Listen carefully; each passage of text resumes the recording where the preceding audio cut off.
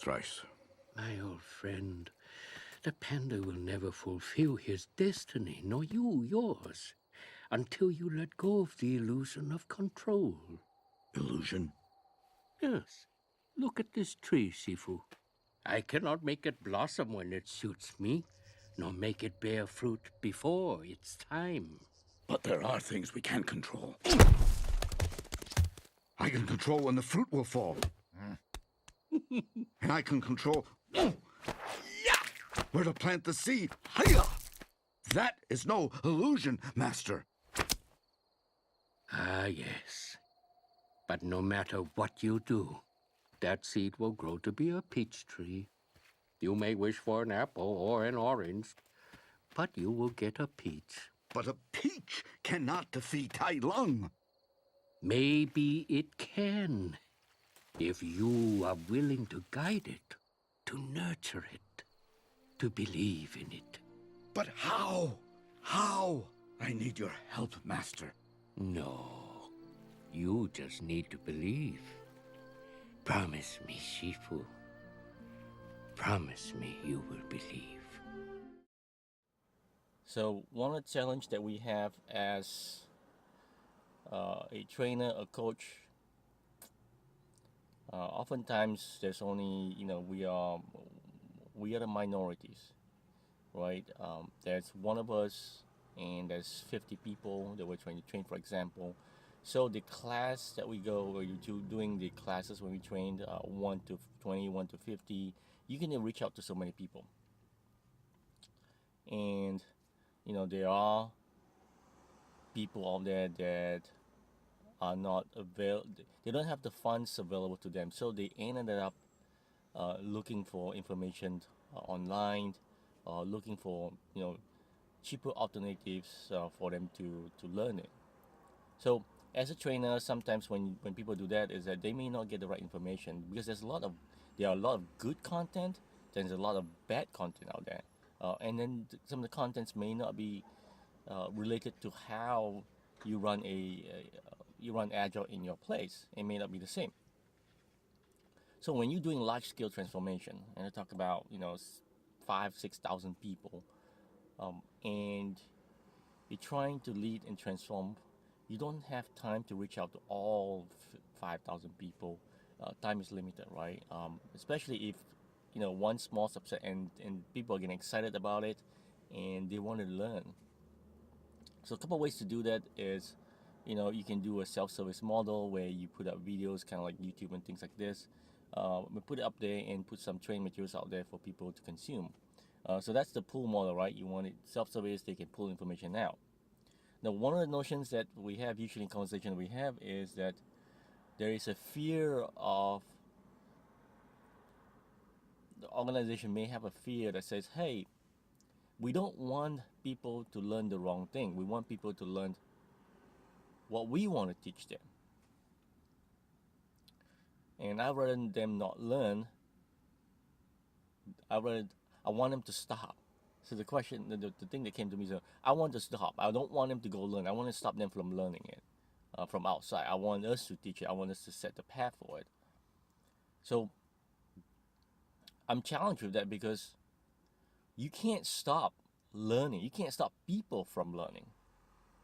You may officially say, no, you can't do it, but people are going to go seek information. They are going to go figure it out.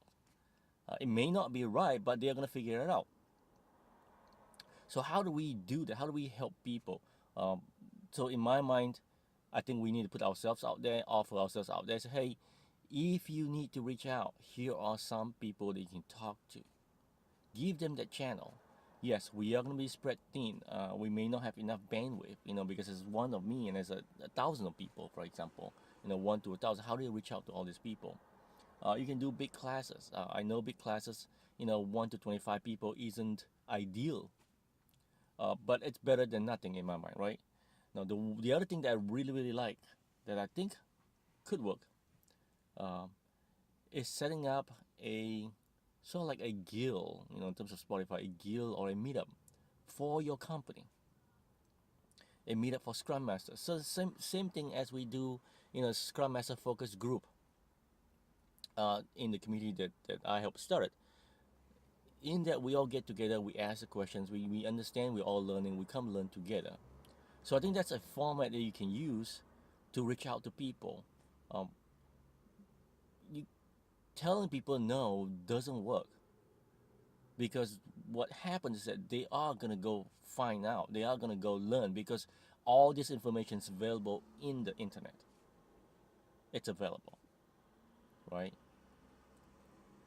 You can't even, and you may be late to the game. You may be late trying to educate people because they are already moving forward. And when most of the time, things happen without the formal channel, without the official blessing. Now you can go do agile. That is great. That is needed. But oftentimes, you can see these small pockets happening, the learnings happening, the things um, people are gonna go out and learn. You can't stop that. Um, if they have a thirst, they are on a quest to learn, then they are gonna find ways to learn. So we as trainers, we can't say no.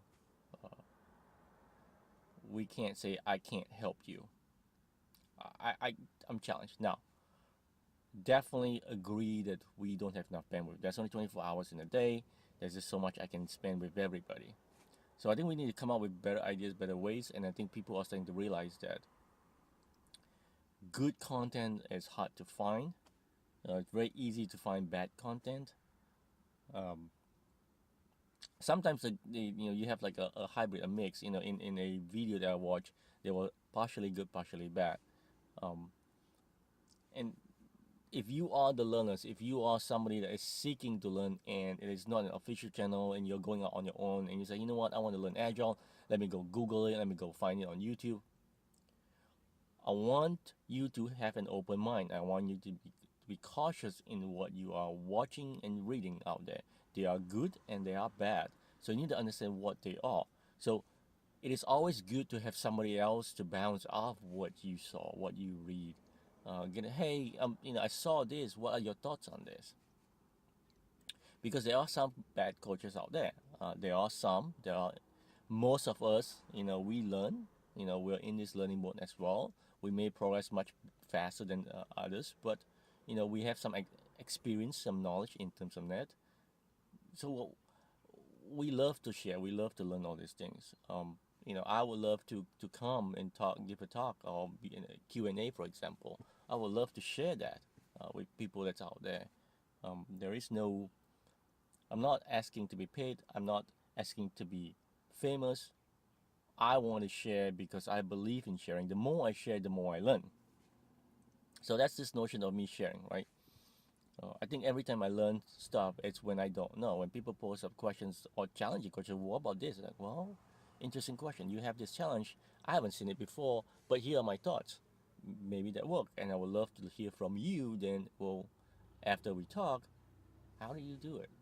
Or how successful were you? So those are the things is that we can't stop people that want to learn. We cannot stop that. We may try to. Officially, we may believe that we can, but it doesn't work, right, folks? It just doesn't work. When people have the thirst to go out and do it, they will go do it. All right, so I've been rambling a lot. Hopefully that makes sense. I think the whole message around this is you can't stop someone from learning.